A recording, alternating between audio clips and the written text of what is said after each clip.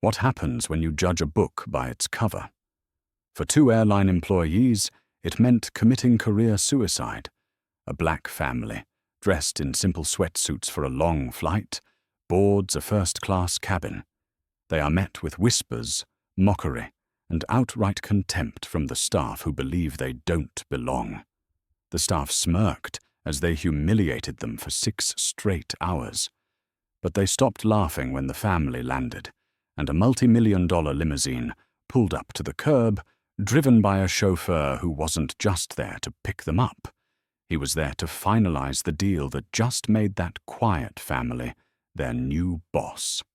The hustle of New York's JFK International Airport was a familiar kind of chaos for James Harris. It was a river of noise, anxiety, and purpose, and he and his family were just 4 more people wading through it. James, tall and broad-shouldered, wore a simple, unbranded charcoal grey cashmere hoodie and matching joggers. It was a 6-hour flight to LAX, and comfort was his only priority. Beside him, his wife, Alani, a woman whose quiet elegance could silence a room, was similarly dressed in high-end but logo-free athleisure. She was checking her phone, coordinating their ground transport in Los Angeles with a few quick, efficient texts. Their son, 16-year-old Jackson, was already lost in his noise-cancelling headphones, a battered backpack slung over one shoulder. And then there was 8-year-old Chloe, vibrating with excitement, clutching a worn teddy bear named Barnaby. To the untrained eye, they were just another family, perhaps one that had saved for a special trip. This was the assumption simmering in the mind of Susan, the Global Wings Airgate agent at C-12. Susan had worked this podium for 15 years. 15 years of watching the elite swan through.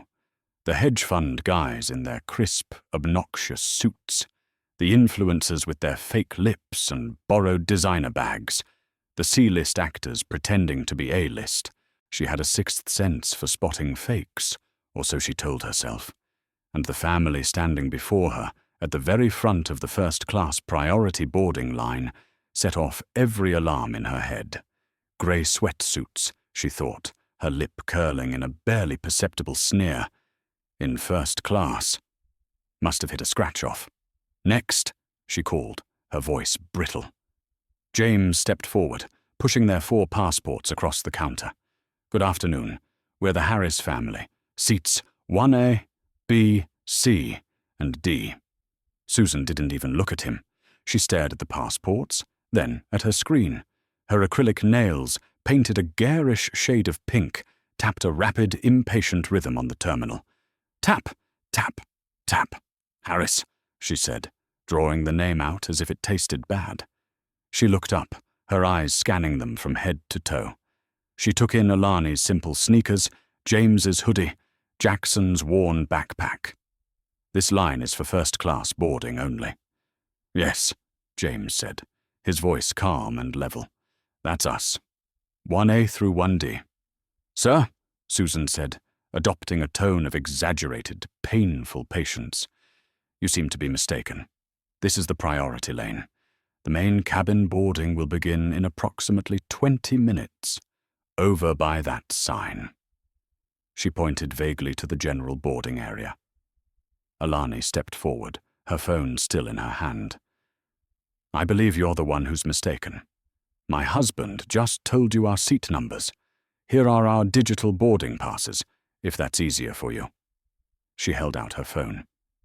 Susan glanced at the screen, seeing the unmistakable first designation, and her condescension curdled into active suspicion. I'll need to verify these, she snapped. There's been a lot of fraud with upgrades lately. Please step to the side. You're holding up my actual first-class passengers. Behind them, a man in a pinstriped suit, reeking of expensive cologne, huffed loudly. Can you believe this? Just get them out of the way, Susan. Some people just don't understand how things work. Susan gave the man, a frequent flyer named Chad Henderson, a sympathetic, conspiratorial smile. I'm handling it, Mr. Henderson. Just give me a moment to process these. There's nothing to process, Jackson muttered, pulling his headphones down. She's just racist. Jackson, James warned, his voice quiet but firm. Not now. But Dad, I said not now. Let the woman do her job. James's eyes never left Susan, his expression unreadable, but his stillness had a weight to it.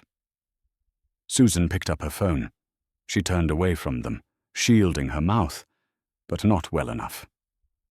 Hey, Calith, she whispered into the receiver. You working 221 to LAX? Yeah, the lead. Oh, honey, you won't believe what just rolled up to my gate. Yeah, a whole family, in sweatsuits. Smells like they cashed their welfare check for the tickets. I know, right? They're in your cabin, 1A through D. Yeah, the whole front row. Must be lottery winners. Watch them.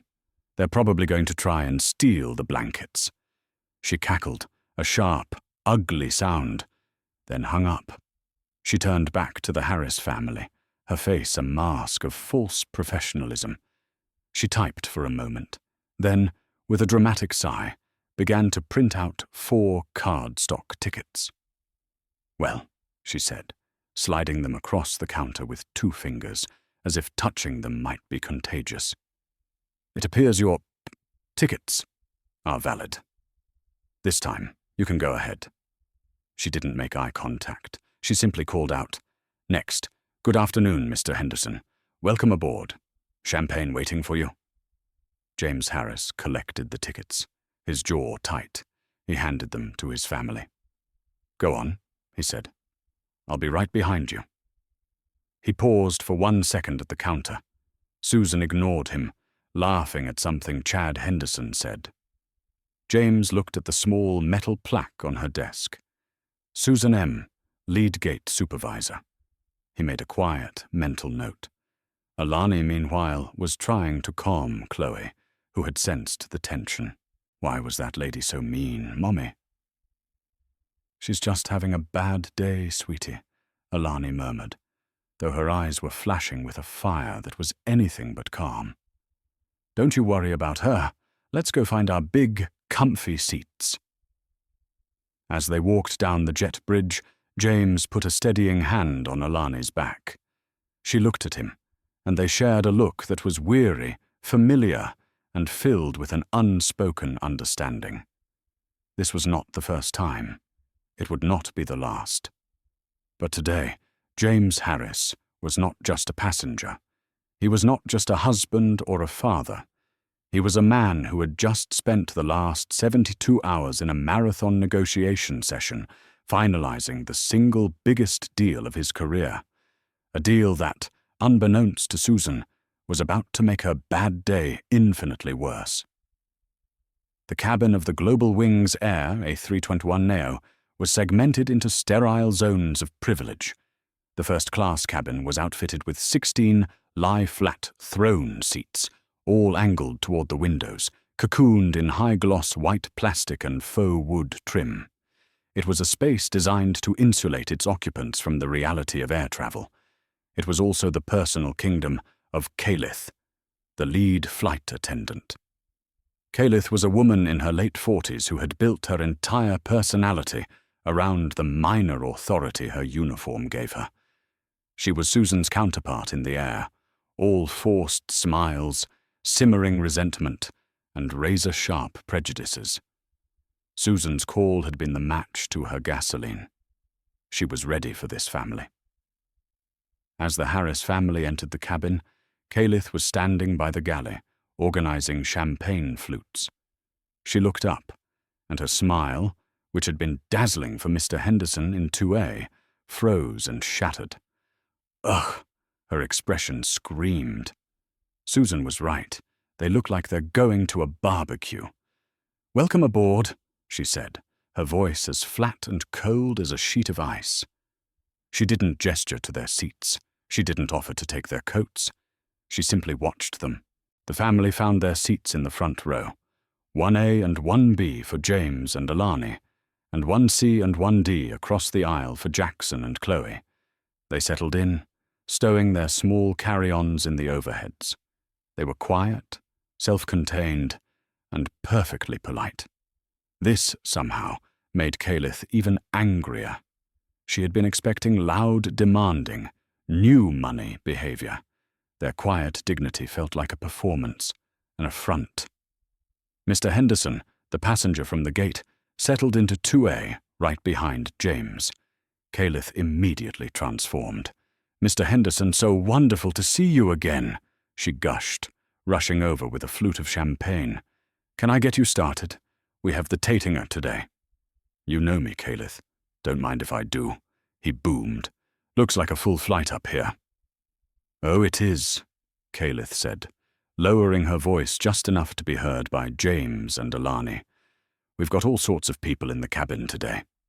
She gave him a knowing wink, then glided back to her galley. Alani was helping Chloe get settled with her teddy bear and a colouring book. "Excuse me, miss," she called politely to Caelith.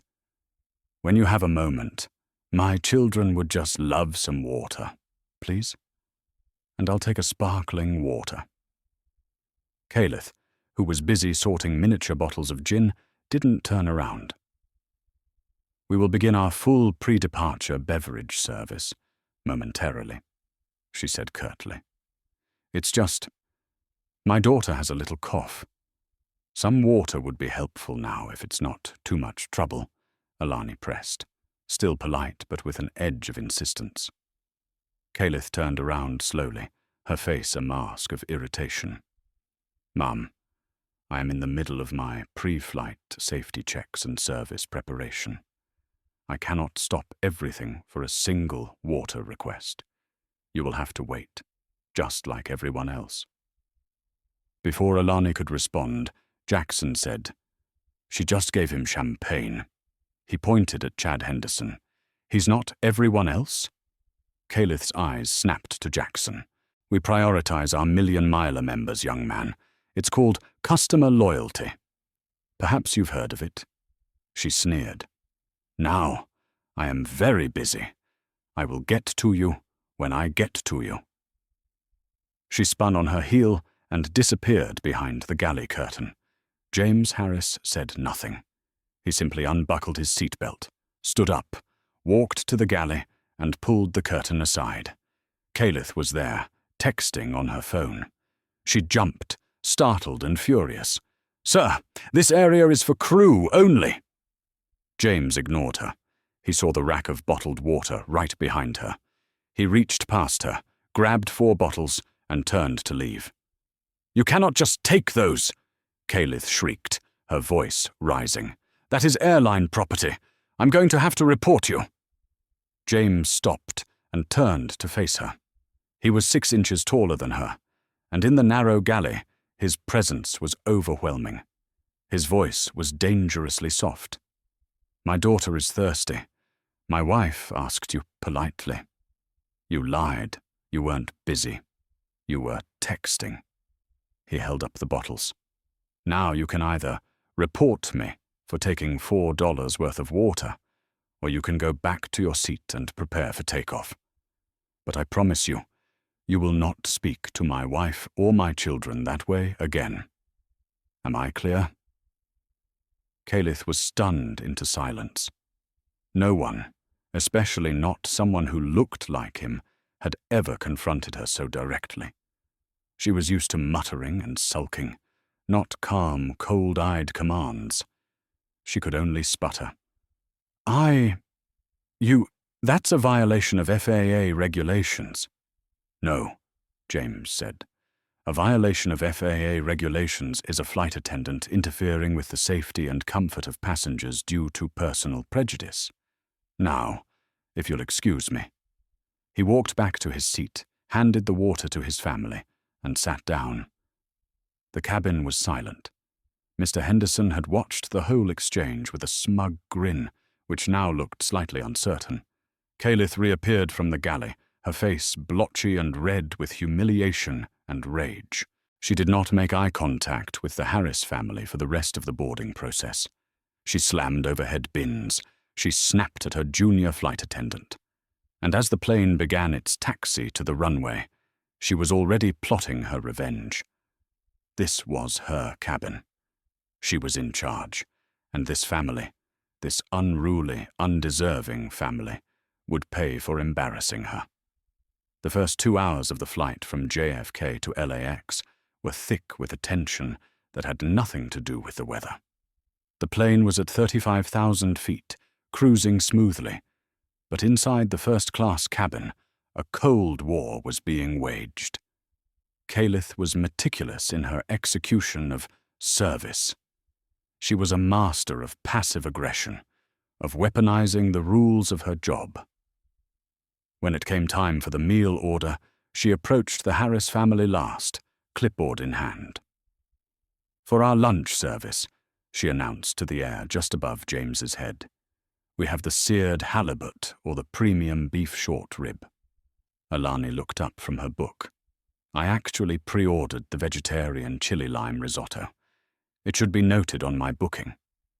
Caelith made a great show of flipping through her passenger manifest. She sighed, a long, put-upon sound. "I'm not seeing any special meal requests for this row. We only have the halibut and the short rib." "I'm quite certain I ordered it," Alani said, her politeness unwavering. "I have the confirmation on my phone. Could you please double-check your handheld device? Sometimes it doesn't print on the manifest." "Ma'am," Caelith said, her smile as sharp and fake as a plastic knife, "I have checked. We do not have a risotto. We only board what's on the list. You can have the chicken." "You said halibut," Jackson interjected. "Halibut, chicken, whatever," Caelith snapped, her composure cracking. "The fish or the beef, or you can have nothing. It's your choice. I need to get the order in." She was lying. She knew she was lying. The VGML, vegetarian meal, was in the chiller, right where it was supposed to be. But it was a small, petty way to exert control, to put them back in their place. Before Alani could argue, James spoke, his eyes fixed on the window. "She will have the vegetarian meal." Caelith's head whipped toward him. "Sir, as I just explained, and as I am explaining to you," James said, finally turning to look at her.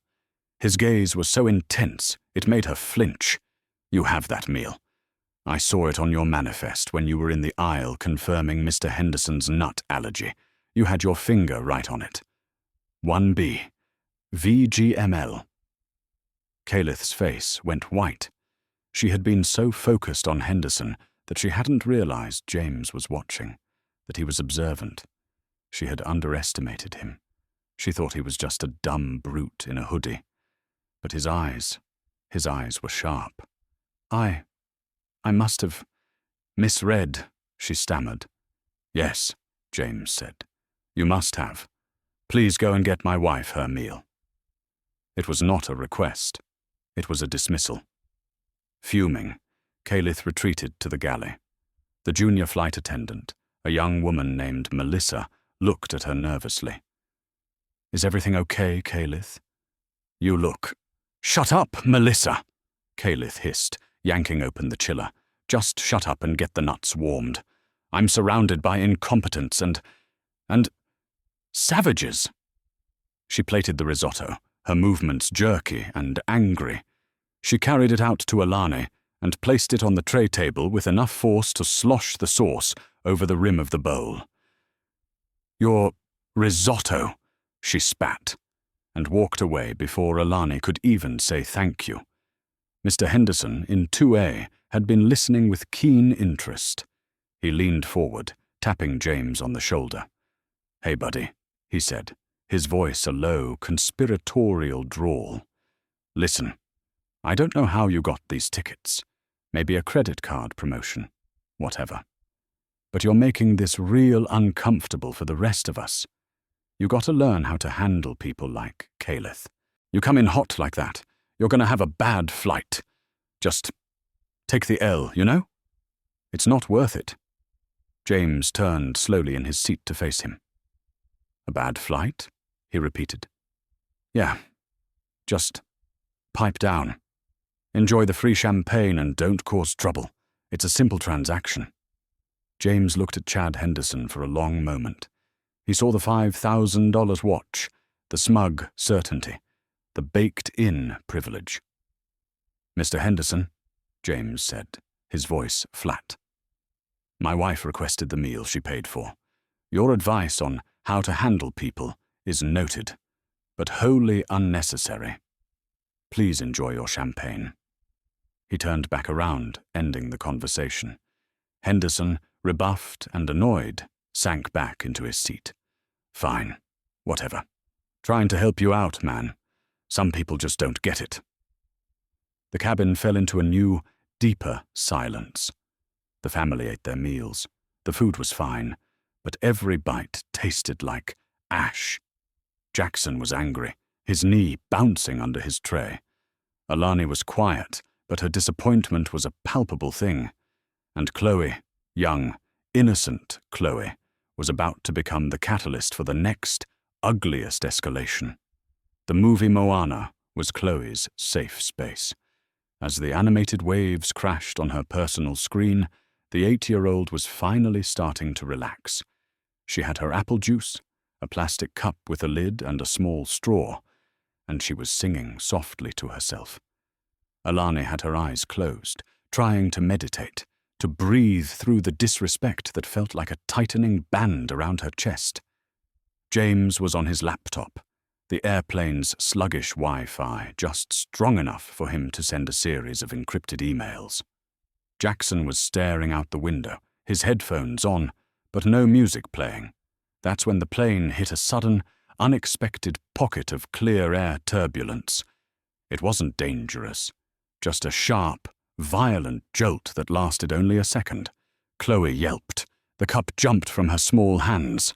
The lid popped off, and a spray of apple juice arced through the air, splattering across her seat, the pristine white plastic of the throne, and onto the grey-carpeted bulkhead. It was, in total, perhaps 3 ounces of juice. A minor spill. "Oh, sweetie, it's okay," Alani said instantly, unbuckling to grab a stack of napkins. "It was an accident." "I'm sorry, Mommy, I'm sorry," Chloe cried, her eyes wide with panic, tears welling up. Before Alani could even start to wipe, Caliph was there. She must have been watching, just waiting for a mistake. She wasn't holding cleaning supplies. Her arms were crossed, and her face was a mask of pure, unadulterated disgust.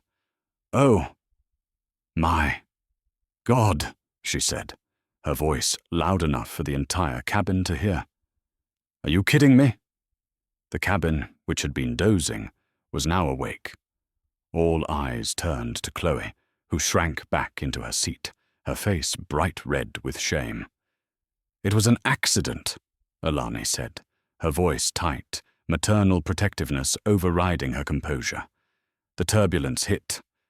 "Turbulence," Caliph scoffed, rolling her eyes. "Right. This is a $10,000 seat, do you understand that? A $10,000 piece of equipment, and you just let your child desecrate it. This is leather.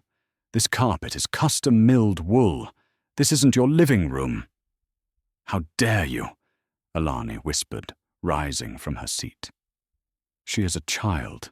It was a small spill." "A small spill?" Caliph's voice rose to a near shout. She gestured wildly at the splatter. "This is exactly what I was afraid of. This is why we can't have nice things in this cabin.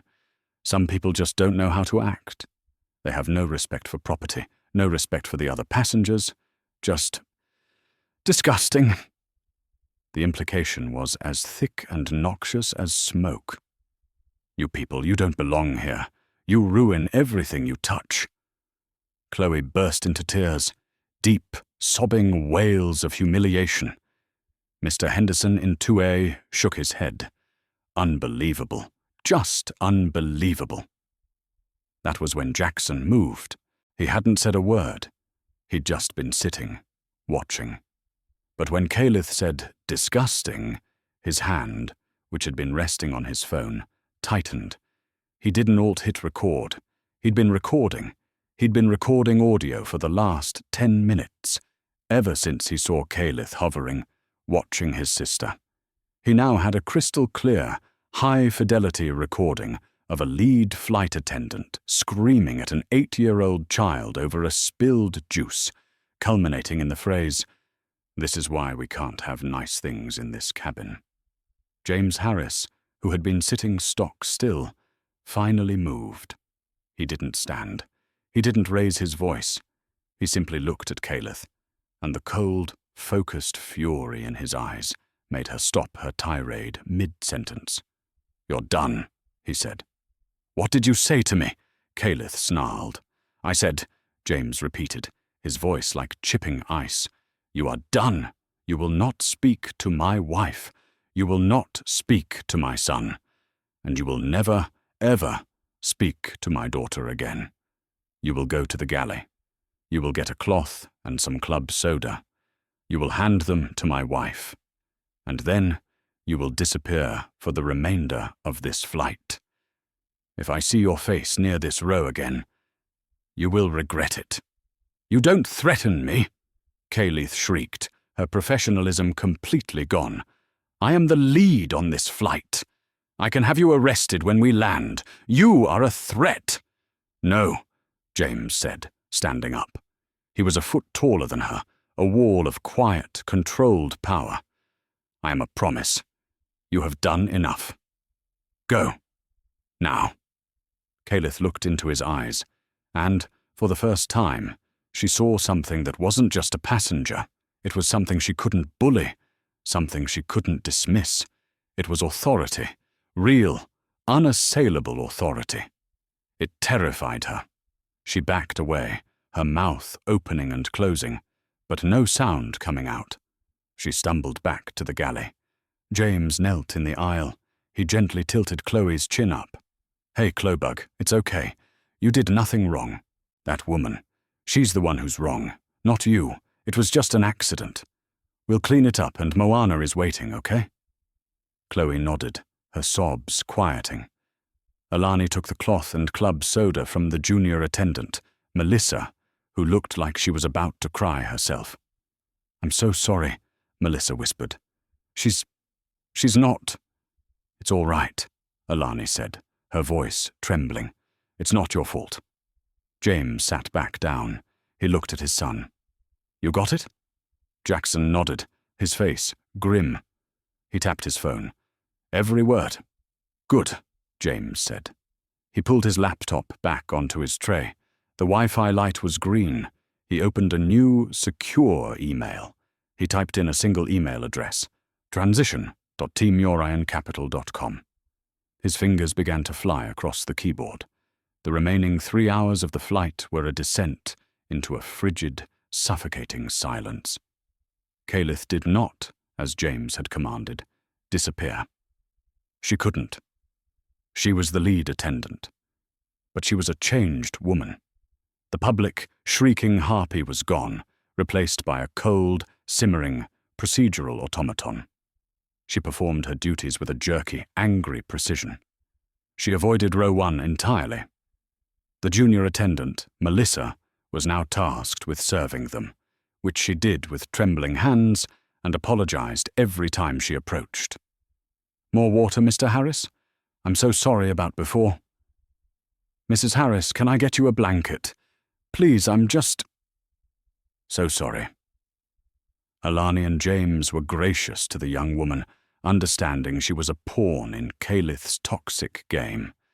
But Calith and Mr. Henderson in 2A kept up a running, whispered commentary. Henderson would accidentally drop his magazine, and as Calith bent to retrieve it, they would exchange words. "Filed a full report," Calith muttered, loud enough for James to hear. "Threatening a crew member, hostile passenger. They'll be met by security in LA. I've already sent it." "Absolutely right," Henderson replied, his voice unctuous. "The audacity. Calling you out. I'll be a witness. Don't you worry, Calith. Global Wings has your back." James heard every word. He did not react. He simply continued to type. His email was long. It was detailed. It was not the emotional rant of an angry passenger. It was a line-item report, a breakdown of a systemic failure. He detailed the interaction with Susan at JFK Gate C12, including her lottery winner comment. He detailed Calith's discriminatory pre-departure service. He detailed the lie about the vegetarian meal. And he detailed, with chilling precision, the verbal assault on his 8-year-old daughter. He attached the audio file Jackson had sent to his phone. The subject of the email was, "Urgent, Asset Liability Report, Flight 221, JFK LAX, Staff Conduct." The body of the email was a masterpiece of corporate evisceration. To the transition team, we are 3 hours from landing at LAX. I am currently in cabin on GWA 221, first class. The last 5 hours have served as a perfect, real-time case study of the deeply entrenched cultural rot and brand-destroying liability we discussed during the acquisition planning. Attached is an audio file documenting a lead flight attendant, Calith, name tag obscured, verbally abusing a minor over a spilled drink, using discriminatory and humiliating language. This was preceded by coordinated, racially motivated service denial and mockery from both the ground staff, Susan, JFK Gate C12, and the cabin crew. The issue is not just these 2 employees. The issue is a culture that empowers them to act this way, without fear of reprisal. I want this handled. I want a full review of all complaints filed against both employees. I want security to meet them at the gate, not my family. And I want the regional manager at LAX in a conference room with our HR legal lead within 90 minutes of our landing. This is no longer a theoretical problem. This is priority 1. The Orion brand will not be associated with this level of toxicity. See you on the ground. JH. He hit send. The small whoosh sound was, to him, louder than a bomb. Across the aisle, Alani had put her hand on Jackson's arm. He was still vibrating with a 16-year-old's righteous fury. "She's not going to get away with it, is she?" he whispered. Alani looked at her husband, who had just closed his laptop. James met her gaze, and a small, soured but resolute smile touched his lips. "No, son," Alani said, turning back to Jackson. "She is not." The plane began its final descent into the hazy, sprawling basin of Los Angeles. The fasten seatbelt sign chimed. Calith's voice came over the PA, a grotesque caricature of cheerfulness. "Ladies and gentlemen, on behalf of Global Wings Air and your entire flight crew, I'd like to be the first to welcome you to Los Angeles, where the local time is 4:52 p.m. We hope you enjoyed your flight with us." James Harris looked at his wife. Enjoyed was not the word. Weaponized was more accurate. The jet bridge connected to the plane with a heavy, final thud. The instant the seatbelt sign dinged off, Mr. Henderson was on his feet, grabbing his designer duffel bag. Calith, standing at the door to perform her farewell duties, gave Henderson a bright, grateful smile. "Thank you for your support, Mr. Henderson. We'll see you again soon." "You bet, Calith. You just hang in there," he said, then pushed past the Harris family's row without a glance. The family gathered their things slowly, with the weary deliberation of people who have been in a battle, not on a vacation. They were the last to deplane from first class. As James reached the doorway, Calith was standing there, her arms crossed, her face a mask of triumphant spite. "Have a nice day," she said, her voice dripping with venom. The unspoken, "I've already reported you," hung in the air between them. James Harris did not look at her. He didn't give her the satisfaction of a final confrontation. He simply stepped past her, guiding his family up the jet bridge. The walk through LAX's Terminal 4 was a blur of noise and movement. The family was silent, moving as a single protective unit. James and Alani flanked the children, shielding them from the anonymous rush of the crowd. As they descended the escalator to baggage claim, they saw a familiar face. It was Susan, the gate agent from JFK. She was standing near the terminal exit, chatting animatedly with Calith, who must have hurried ahead of them. This was the coincidence of a shared layover, a cosmic alignment of malice. "I told you," Susan was saying, her voice carrying. "I knew it from the second I saw them. Absolute trash. Did they try to steal the silverware?" "Worse," Calith hissed, her eyes darting around. "Spilled juice everywhere. The child was like an animal. Then the father threatened me, threatened a flight attendant. Don't worry, I filed the report. Security is probably looking for them right now. They'll be on the no-fly list by midnight." "Good," Susan said, giving a satisfied nod. "Serves them right. People like that, they don't belong in places like this. They should stick to the bus." Just then, she spotted the Harris family walking toward the exit doors.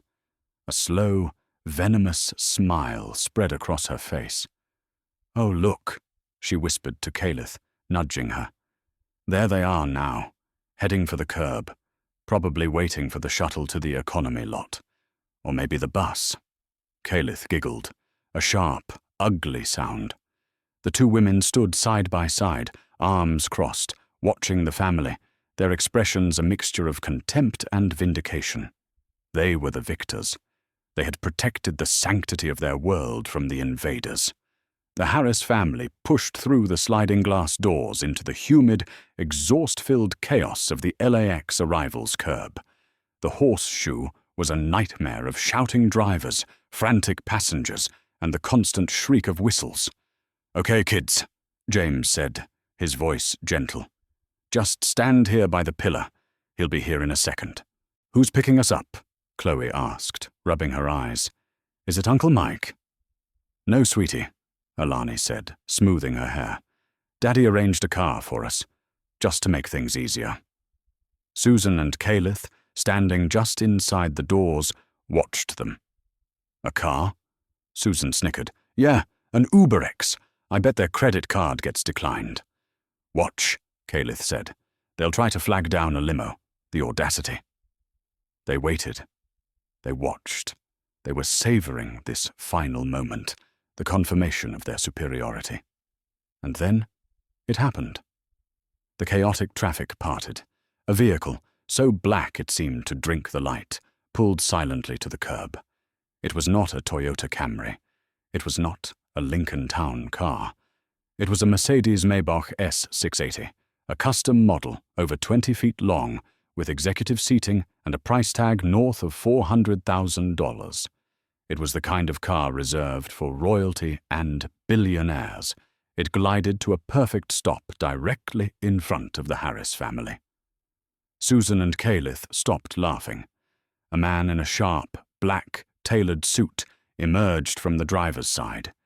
He was tall, wearing sunglasses, and moved with the silent, economic grace of an ex-Secret Service agent. He walked to the back door, opened it, and then turned to the family, holding a small, discreet digital sign that simply read, "Harris." He bowed his head slightly. "Mr. Harris, Ms. Harris, welcome back to Los Angeles." "Thank you, Arthur," James said, nodding. "How was the drive?" "Clear, sir. We have the conference line ready for you in the car, as requested. The Orion team has confirmed the final wire transfer," Arthur said, his voice crisp and professional. "The acquisition of Global Wings Air was finalized and signed at 9 a.m. Pacific." The glass doors of the terminal did nothing to muffle the sound. Susan and Calith froze. The blood drained from their faces. "What? What did he say?" Susan stammered. "He said, Orion," Calith whispered, her hand flying to her mouth. The rumors had been flying for months that a massive, ruthless private equity firm called Orion Capital was planning a hostile takeover of their failing airline. Arthur, oblivious or indifferent to the two women staring, continued. "Young Mr. Jackson, Miss Chloe, let me get your bags." "We just have these, Arthur. We can manage," Alani said, smiling at him. "Nonsense, Mum. It's my pleasure." As Arthur loaded their simple backpacks into the trunk, James Harris paused. He turned around. He walked the 10 feet back to the glass doors, which slid open. He stood directly in front of Susan and Calith. They looked like they had seen a ghost. Calith's face was a mask of chalky, sickened horror. Susan was trembling, her mean-spirited smirk replaced by a slack-jawed, terrified "oh." James Harris was no longer the man in the hoodie. His entire demeanor had shifted. He was no longer a passenger. He was the owner. "Susan," he said, his voice quiet, "from JFK Gate C12, and Calith, lead attendant, Flight 221. Calith started to stammer. "Sir, I didn't know." "You didn't know what?" James asked. "That we were lottery winners? Or that we should have taken the bus? Or that we don't belong?" "Please," Susan whimpered. "I just wanted to let you know," James continued, his voice lethally calm, "that my firm, Orion Capital, is indeed the new majority stakeholder of this airline. As of 9 o'clock this morning, I am your new boss." He held up his phone, where Jackson's audio file was queued. "You see, Calith, you were right about one thing. We can't have nice things. I can't have a premier airline. I can't have a multi-billion-dollar asset.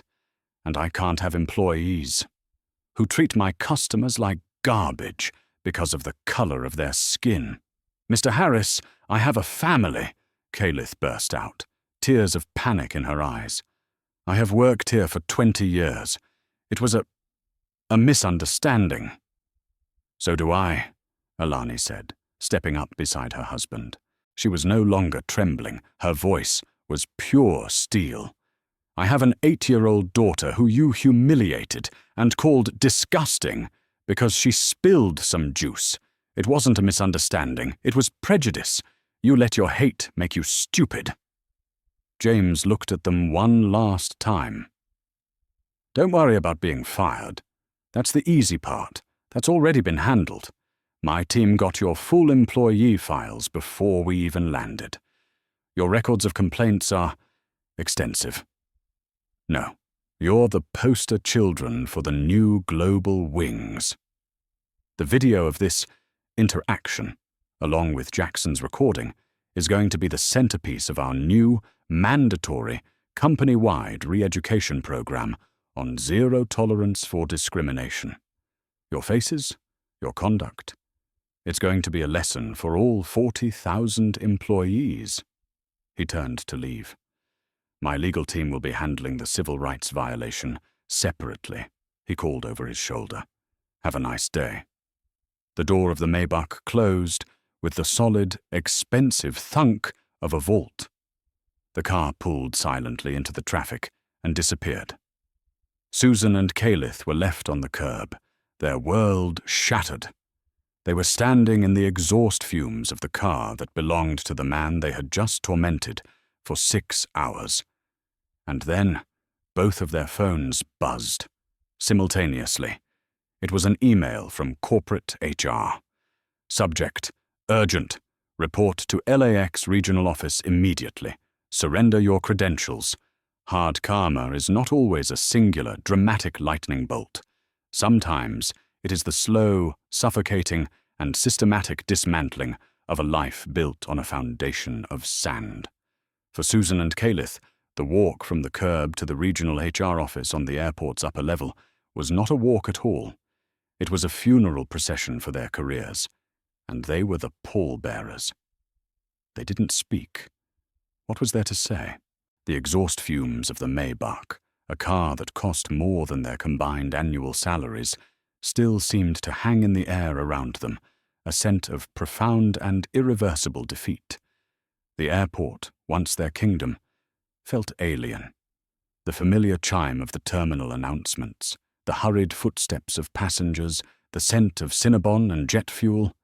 It was all suddenly the backdrop of a nightmare. Susan, the gate agent, felt her knees tremble. Her bravado, her 15 years of petty power, had evaporated. She was just a woman in a uniform that suddenly felt like a costume.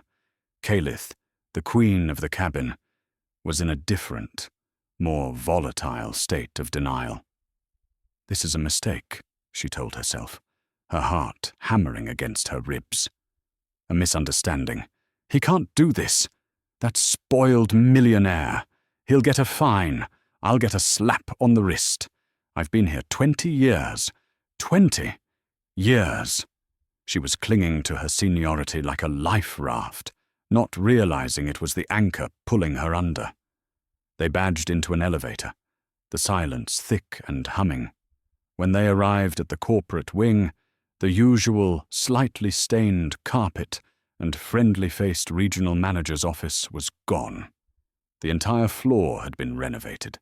It was all glass, brushed steel, and cold grey upholstery. This was the new global wings, and it had been built around them while they weren't looking. The receptionist, a young man they'd never seen before, didn't even ask for their names. He just looked up, his expression neutral. They're waiting for you. Conference room B. The room was windowless and cold. At the head of a long, polished table sat a woman who was the human embodiment of the new decor. She was in a severe black suit, her hair pulled back in a bun so tight it seemed to pull at her eyes. Her business card, which was already sitting on the table in front of them, read, Ms. DeLuca, Orion Capital, Director of HR Transition and Compliance. She was not their friend. She was not a colleague. She was an executioner. Ms. Richards, Ms. Petrova, DeLuca said. Her voice was flat, without malice, but also without a trace of human warmth. It was the voice of a balance sheet. Please sit. We have a lot to cover, and my flight to Chicago is in 2 hours. Calith started to speak, her voice high and trembling. Listen, Ms. DeLuca, there has been a massive misunderstanding. The passenger in 1A was hostile from the moment he— Quiet, DeLuca said, not even looking up. She tapped a remote. A large television screen on the wall flickered to life. It was not a video. It was a simple audio file visualization, the waveform pulsing with the sound. And then Calith's own voice filled the room, amplified and crystal clear. Oh my God, are you kidding me? Calith flinched, as if she'd been struck. This is a $10,000 seat. Do you understand that? Susan sank lower in her chair, her face the color of ash. This is why we can't have nice things in this cabin. Some people just don't know how to act. They have no respect for property. Just disgusting. The audio file ended. The silence that followed was deafening, broken only by a small, choked gasp from Susan. That, Ms. DeLuca said, her eyes finally lifting to meet theirs, is Exhibit A. A high-fidelity audio recording, time-stamped and geolocated, of a lead flight attendant verbally abusing an 8-year-old child and her family. A child who, I will note, is the daughter of the new chairman of the board of this company. I didn't know, Calith burst out, the words tumbling out in a panicked rush. How could I know? If he had just said something. Said what? DeLuca countered, her voice dropping a decibel. That he was wealthy enough for you to treat him with basic human decency? Is that our new metric? Does Orion Capital need to issue a new guideline?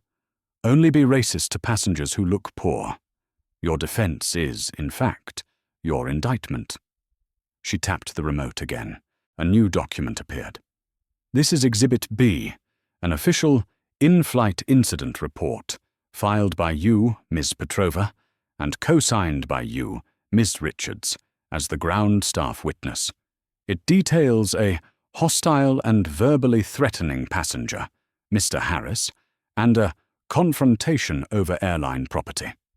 It conveniently omits any mention of the juice, the child, or your language. It is, in short, a fabrication. You coerced a witness, Mr. Henderson in 2A, to file a matching complaint to cover your own egregious misconduct. This is not just a customer service issue. This is conspiracy and fraud. DeLuca leaned forward, clasping her hands.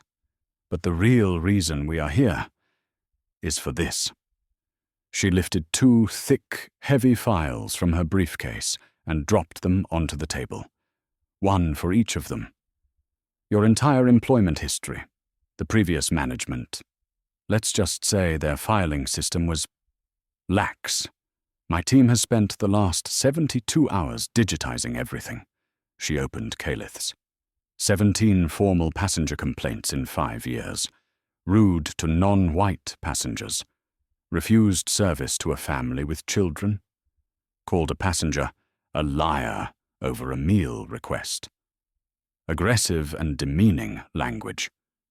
All of them, I see, were dismissed by your manager as customer error or passenger non-compliance. She slid the other file to Susan. And yours. 12 complaints. Discriminatory boarding procedures based on perceived ethnicity. Verbal altercations at the gate.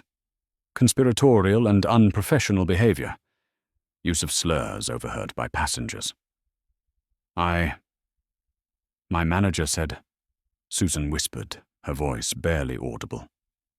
Your manager was fired 3 hours ago, DeLuca said flatly. The problem, as you can see, is not what you did today. Today is just the day you finally got caught. The problem is that you are a liability. You have been a cancer on this brand for years. And Mr. Harris, Orion Capital, we are the chemotherapy. This was it. Calith saw the cliff edge. She began to cry, not the tears of remorse, but the hot, angry tears of panic. Please, you can't. I have 20 years here. 20 years. My pension. I'll be better. I'll take the training. I'll do anything. Ms. DeLuca almost smiled. It was a terrifying, mirthless expression. Oh, you'll be the subject of the training, Ms. Petrova, she said, recycling James's own line. The recording of your voice will be the centerpiece of our new, mandatory, company-wide re-education program on zero tolerance for discrimination. Your face, your conduct, your file. It's going to be a lesson for all 40,000 employees. You'll be famous. She stood up. The meeting was over. You are both terminated, effective immediately, for cause. That means no severance. It means your pension is forfeit. It means you are ineligible for rehire at this airline or any of its global partners. Your medical insurance expires at midnight. For cause? Susan whimpered, the words finally registering. For cause, DeLuca confirmed. Your actions today have opened this company to a multi-million-dollar civil rights lawsuit, which Mr. Harris has every intention of pursuing personally. For cause is the least of your worries. Your union representative has already been notified, and has, I'm quoting, declined to represent you. It seems your reputation preceded you there, as well. 2 security guards, not airport police, but sharp-eyed men in Orion-branded blazers, entered the room. They didn't touch them. They didn't have to. Their presence was a physical force. You will be escorted to your lockers to clear your personal items. You will be given a clear plastic bag. You will then be escorted off airport property. You are now on a permanent no-trespass list for all global wings and Orion Capital properties. If you step foot here again, you will be arrested. The fallout was as swift as it was brutal. Susan, blacklisted and unhireable in any airline, lost her apartment in Queens within 2 months. Her friends from work stopped answering her calls. She was last seen by a former colleague 6 months later, stocking energy drinks at a 24-hour convenience store in a different state, her acrylic nails long gone, her hands raw and chapped. Calith, whose entire identity was her uniform, had a complete breakdown. She had to sell her condo to pay for her legal fees and, defeated, moved back in with her elderly mother in Ohio. Her kingdom in the sky had vanished, leaving her grounded in a small, beige bedroom with nothing but the silence and the suffocating knowledge that she had destroyed her own life. Note by ugly note. Mr. Henderson, the passenger in 2A, received a registered letter. His million-miler status was permanently revoked. An email from Orion Capital's legal department informed him that his complicity in fostering a hostile and discriminatory environment and the filing of a fraudulent witness report made him an undesirable customer. His company's multi-million-dollar corporate travel account with the airline was also suspended, pending a personal review by his own CEO, who was not at all happy to get a call from James Harris. And the Harris family. 3 weeks later, James Harris stood at a podium in a massive, sunlit hangar at LAX. Behind him, a newly unveiled jet sported the new Global Wings livery, a sleek, silver and blue design. He was in front of thousands of employees and a battery of news cameras. He was wearing a sharp, dark blue suit, but his voice was the same calm, level tone he'd used on the plane. "My name is James Harris, and I am the new CEO of Global Wings Air," he said. "Our mission used to be about transport. Today it's about respect. It's not about the luxury of a seat. It's about the dignity of the passenger sitting in it. We will be the airline that believes every single person, regardless of what they wear, who they are, or what they look like, belongs." In the front row, Alani, Jackson, and a beaming Chloe watched. As the applause thundered through the hangar, Alani leaned over to her son, who was looking at his father with a new kind of understanding. "You see, Jackson," she whispered, putting her hand on his. "Anger is a storm.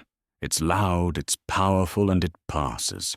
But justice, that's the mountain. You build it stone by stone, with purpose and with proof, and it lasts."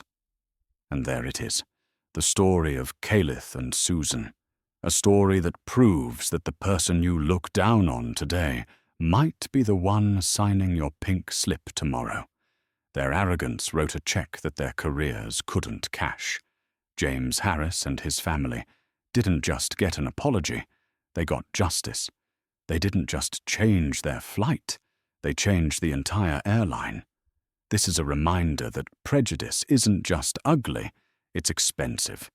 Karma, in this case, wasn't just a missed promotion, it was a corporate takeover. What did you think of Calith's hard-hitting karma? Have you ever seen someone so spectacularly ruin their own life?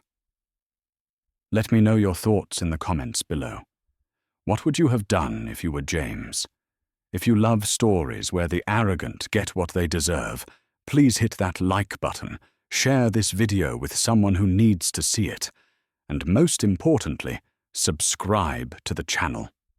We have new stories of drama, revenge, and sweet, sweet karma dropping every single week, and you don't want to miss a single one.